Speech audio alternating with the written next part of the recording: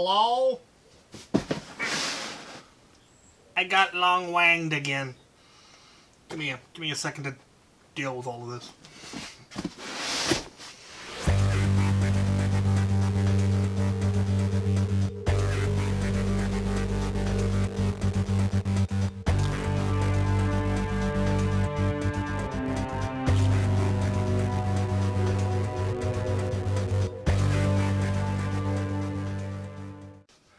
$17,200 half darts. In addition to the 16,200 he sent me last time. I don't know what to do with all these. I don't know where I'm going to put all of these. I'm going to be giving them to friends and family for Christmas. We get this cleared, we'll get to your questions, and then some actual fan mail. It's getting weird around here. I fixed the white balance. Yeah, 33 some odd thousand half darts. Madness. But awesome. My thanks. I have no news, so we're going to go straight to the questions. Random idea generator. Which company has the potential for better quality of full-length darts? I have no idea how you expect me to judge the potential of companies manufacturing, but currently the best ones, or the ones that I use, are Adventure Force. They're available at Walmart, Target. They come in several varieties, but they're more or less the same. If you're going for like firing out of a sealed breech, then probably Dart Zone's full-length bamboos. Maybe. I actually have no idea how they perform compared to other half darts or full-length darts in sealed breeches, but I assume they're better. If anyone out there actually fires full-length darts from your sealed breeches, let me know. Captain Shotgun, what is your favorite combo for half-dart-only loadout? I've got a bunch of them. I've got dual pew-pews, I've got momentum, I've got SBF, I've got SBL, I've got Harrier, Seagull, Swift, Unicorn. I got a lot of half-dart blasters now, and I really don't have a favorite combo. It always depends on what game I'm running. Is it competitive? Is it flag dash? Is it high cap? Is it low cap? Is it infinite ammo? Is it limited ammo? All of those are going to affect what I run for a half-dart loadout. Definitely Natox. Do you like Sabaton? I think I've heard one of their songs because somebody asked me if I'd heard of them, so I Googled them and I listened to it, and I liked it. I didn't feel the urge to look into more of it, so I must not have liked it that much. I may not have given it a proper chance.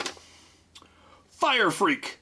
Do you have a current favorite book you are reading? The current book that I'm reading, and I've been reading it for entirely too long and just haven't made any progress in a while, is Republic of Thieves from the Locke Lamora series. And I have no idea if that's a good series or a trash series. I'm not much of a book critic, really. I just read them and enjoy them.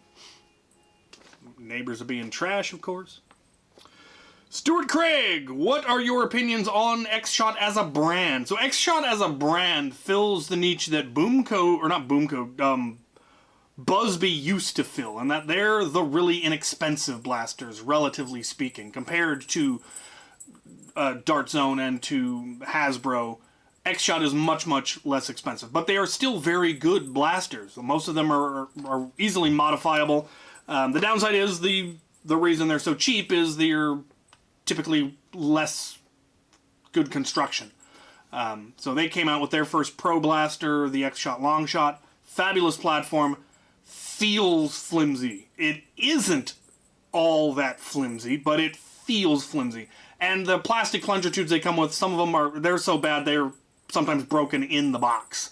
But we have relatively cheap upgrade parts. Upgrade the plunger tube, upgrade the barrel, upgrade the spring, and you'll get easily in the mid-200s. People get them up higher than that, but then you start running into the cheapness of the parts being an issue. And you have to get replacement parts, and then, if you replace some of the parts, but not all of the parts, and the parts you don't replace are going to be that cheap plastic, and then they're going to break, and you're going to, But in general, the niche that they fill, that cheaper one, but still decent quality, good performance, I like it. And they have a lot of really weird stuff, too, and really cool stuff. Like their Insanity line is just fabulous. Lazy John. My son wants to go to a Nerf war, but he wants to use a normal blaster like a hammer shot. What advice do you give regarding his expectations, as others will have better blasters. You have stumbled across one of the tragic axioms of life, which is the only way to guarantee satisfaction is to lower your expectations. If he goes with just stock blasters to a non-stock event, it's going to be rough on him, probably, depending on the event. If it's like high cap, everyone else is running, Harriers and Seagulls and, 200, 300 FPS blasters, and you're out there with a stock hammer shot, you're gonna get wrecked, and you're probably not gonna have a lot of fun. There's a limit to how much fun you can have when you are that far outclassed. Now, at our local events here at Borst, you have no problem running stock blasters because of the way we run our wars. They're infinite res, and we limit the FPS to 150, and so even with stock blasters, if you know what you're doing or you're doing good, and there's enough other people with stock blasters, you can still have fun running nothing but stock blasters.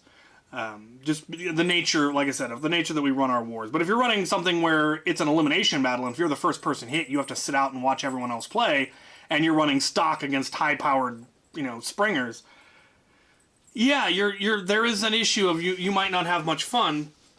But that can be mitigated if they're aware that that's what's going to happen, and they're gung-ho to just charge in and get pegged, repeatedly.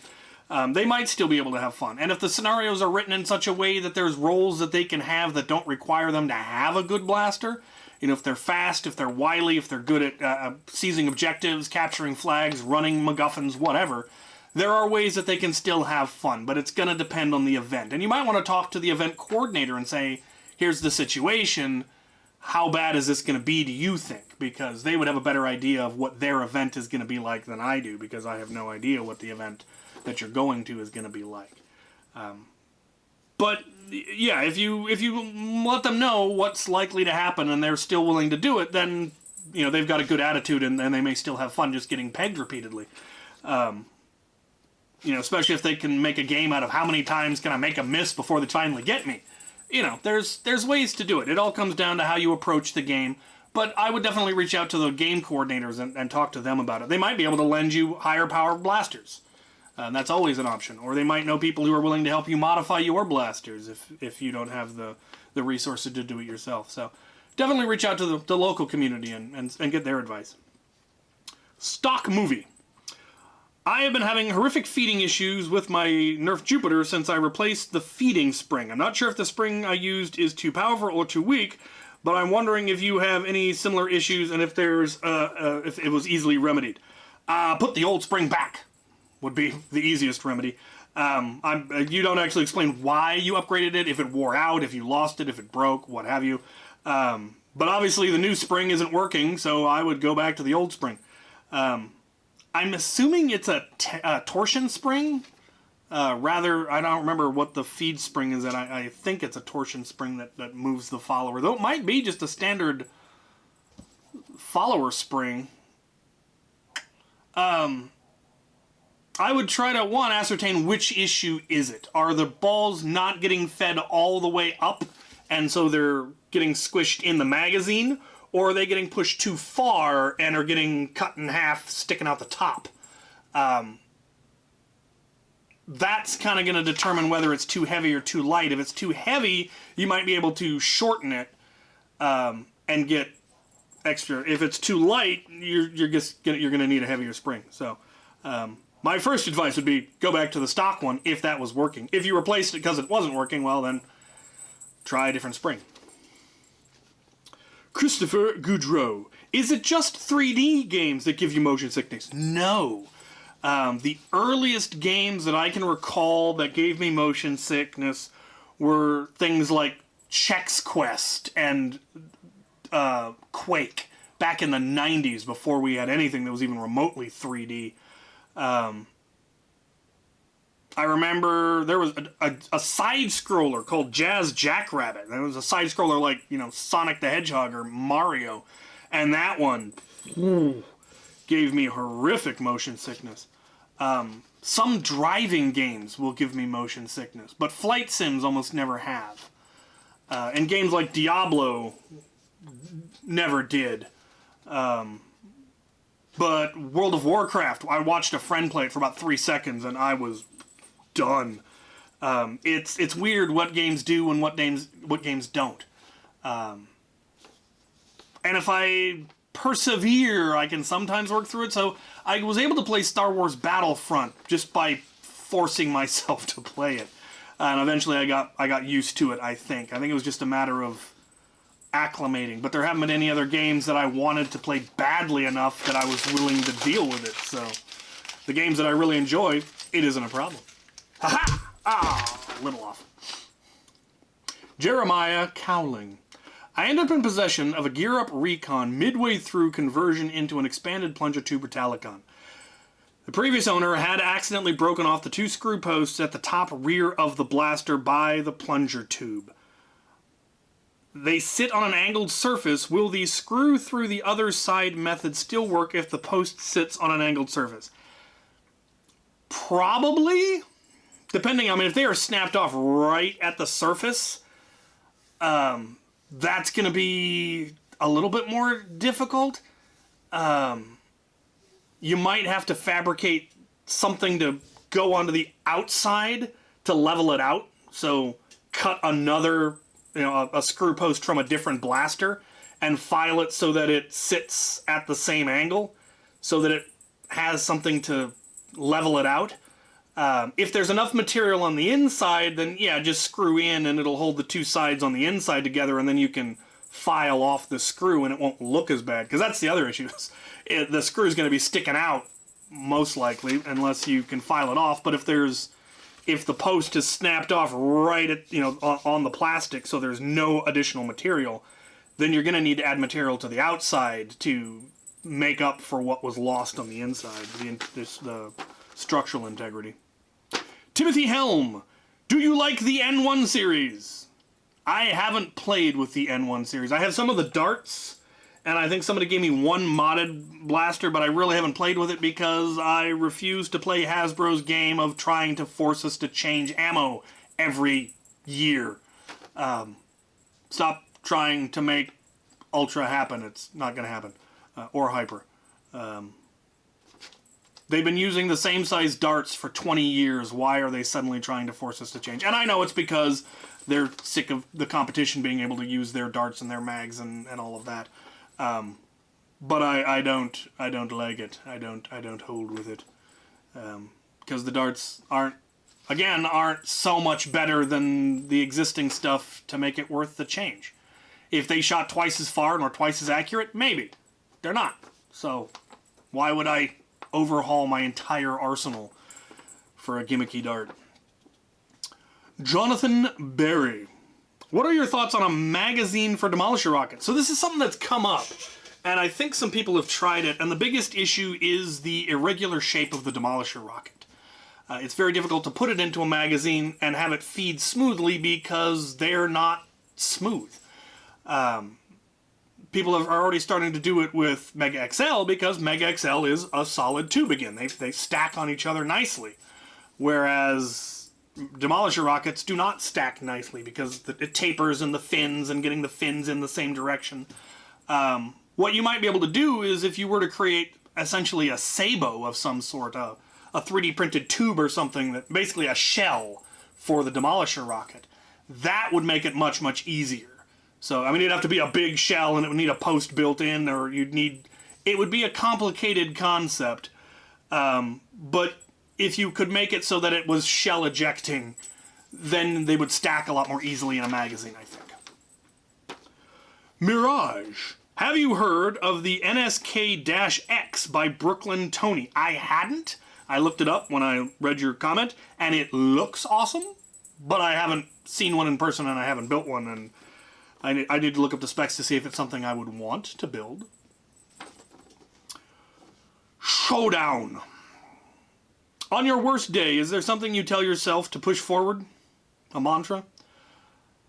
There used to be, and now the thing that I was using as a mantra is now one of the primary sources of my current stress. Right now it's, well, someone has got to feed Swamp Cat. So, I mean, but really, not a mantra. I should probably find one. I should probably pick one. I should do more meditation. Mitch Cusk. What is the most amount of K25 you can get in an X-Shot long shot, but keep it under 280-290 FPS? I haven't the foggiest idea. I mean, the only way to know would be to put as much in as can possibly fit and then cut it down one ring at a time until you get to 190, 180.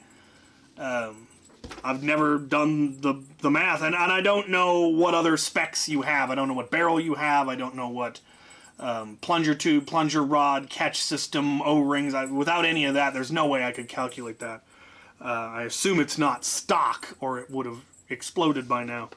Yeah, you're going to have to experiment. It's the only way to do it. Django Foam Flinger.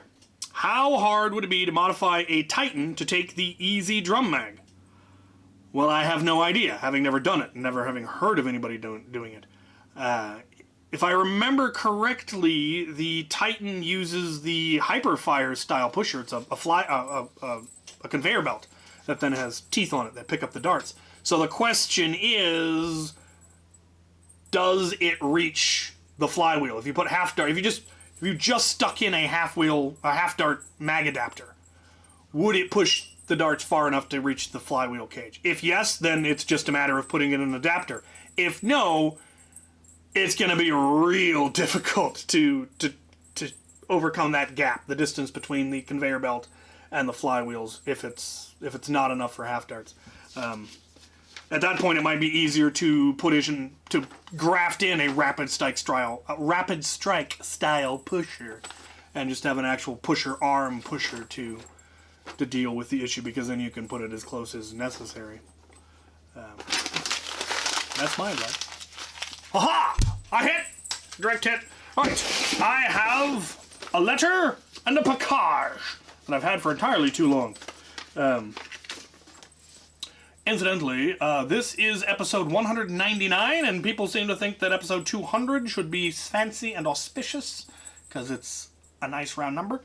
I'm planning, hopefully, to do a Q&A with Al the Geek at the end of the month. He's coming out to visit. We're doing a big old event. So if you have questions you would like to ask me and or Al the Geek, put them in the comments of this video, and we will answer them for the 200th episode. There may also be members of the crew and other notable people there. So stay tuned for that. Ask whatever questions you want. We might even do it as a live stream. I don't know. We're making it up as we go along. Let's answer a letter. Read a letter. Captain Xavier, I'm a 13-year-old who recently entered the hobby. I have yet to attend any events, though I'm planning on starting a club with my friends, and I've also considered attending Survival Fest next year. I have a few questions, and I'll try to make it as short as possible. 1. What would you recommend as a decent chest rig under $70 if such a thing exists? I already have an idea of how to harness magazines, but I'm not sure where to go from there. I don't have a go-to. I would check Amazon for just Molly vest. I wouldn't go with like an actual, chest rig or, a plate carrier, because that's just unnecessary. And you can get just a Molly vest that's just a mesh vest with Molly, which is very light and is definitely going to be better at an event like Survival Fest. You can also get what's just a chest rig of magazines. So it's got basically no back, it's just straps and a bunch of magazine holders. That's also definitely a better option. And those you should definitely be able to get under 70, especially on Amazon or AliExpress or Tactical X-Men or wherever. But I don't have one specific to say, this is the one you need. I should probably compile a list of such things. 2. Have you considered making an update version of the auxiliary units and roles videos from years ago? I believe the original release were before the original Nexus came out, and I think a lot of good blasters have been released since then. No, I really haven't, because the auxiliary has been kind of reprivatized, and so most of those kind of things end up on our private server now, rather than making public videos. I may someday do a, new, just HVZ advice, because I do want to attend a lot more HVZ next year, and so those might be useful based on things that have changed since those first videos, because a lot has changed. The way events are run, the loadouts that exist, the blasters that exist, the general public opinion on how HVZ should be run So there's a lot of things that I could definitely update those videos with, so I will consider that. 3. Which would you rather run at a war, a Nexus Pro or a Striker 2.0? Or the Nexus Pro X or a Striker 2.0? I prefer the Striker X. The Nexus Pro, it fires from, you know, the barrel is low, and I find that hard to find the sight picture on, whereas the Nexus, or the Striker, is more of a standard, the barrel is coming out of the top rather than the bottom. And I like that it takes a drum, so that's the one I prefer. Do you plan on and or are selling any Captain Xavier X-Shot auxiliary merchandise? It's actually X-Strike rather than X-Shot. X-Shot is a blaster blade. Anyway, I've seen some patches among other things that I'm increasingly interested in picking up. I do want to get more merch. For a while there, Foam Blast Shop was carrying my patches, but they closed shop. Out of Darts was carrying my shirts, but they weren't selling well, and so they stopped carrying them. I would like to find a source for patches and stickers and stuff, mostly that I can take with me when I travel to sell to augment the cost of travel. I used to 3D print patches, and that was basically how I paid for food when I traveled. I would like to get better stuff and maybe be able to help cover my plane ticket as well. So yes, I do plan to do merch, but I don't have anything at the moment. What would you recommend as light upgrade spring for an Adventure Force Villainator? After watching Can I Take a K-26 episode 1 of 5, I almost ordered one through... ordered one to into my Villainator, but after seeing reports that eventually it blew itself up with the level of spring power, I opted not to. Are there any springs you acknowledge that could help the Villainator get 100 FPS? Doesn't the Villainator hit 100 out of the box? Maybe it was a little bit lower. I'm pretty sure Out of Darts carries a Villainator upgrade spring. And there's a couple of different levels for it. I think you can also use like Retaliator springs if you can still get your hands on those, if anyone is still making Retaliator springs. But I would check Out of Darts. And that's going to be my answer. Where can I get this? Try Out of Darts. If they don't have it, I don't know. And finally, 6, how do you make the transition from medieval recreation to nerfing? Those two things are very different, and I was always curious how you made the switch. Well, there really wasn't a matter of making the switch. It was just I picked up a new hobby. I did the medieval stuff in tandem with the Nerf stuff for quite a few years, and then when I finally moved away from Idaho and moved to an area where there wasn't that medieval stuff, it wasn't the same organization, then I just kind of quit doing it. But the good news is pretty much all of the tools that I had and a lot of the skills that I had carried over. So I knew how to sew, and I've used that to make tactical gear. I knew some wiring stuff, though that really wasn't for medieval stuff, but I knew blacksmithing, I knew metalworking. I had a lot of, I had drills and belt sanders and bench grinders and all of those kinds of... all of those kind of tools, which are still very, very useful in Nerf. The electronics I carried over from different hobbies, and it was just a matter of figuring out how to apply what I already knew to the new hobby and then learning a lot of new stuff. Thanks and salutations from Trace Predmore. That's an awesome name. Postscript, are you planning to attend Survival Fest next year? I am. That one is very definitely on my list because I missed the last 2 and I wanted to go to them and wasn't able to get to them. So, yes, I am planning to attend that. Alright, we have a package that sounds suspiciously of happiness, but I have been fooled before. I don't know who this is coming from. Dan Buddha. The name is familiar. I know! Dear Captain, I hope this message finds you well. After watching one of your fan mail Fridays a little while back, I finally found a home for some unused Lego sets that have been gathering dust in my collection. I acquired these a while back as a large batch of Lego at a local garage sale. Chima!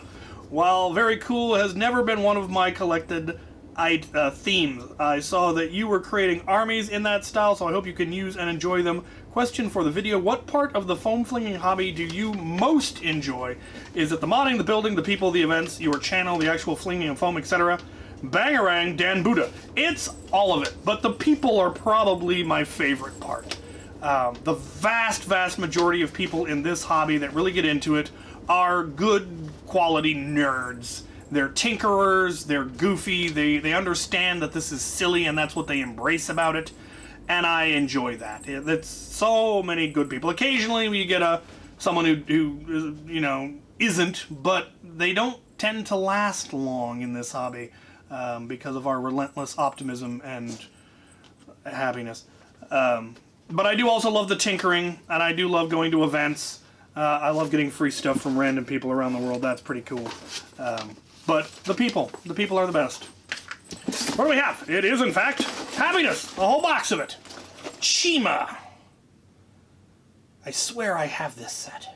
But that's alright. We're in it for the figs and the parts. Very cool. The bat. The bat creature with his bat thing. And then a bunch of the little poly bags. Another one of the flaming bird guys.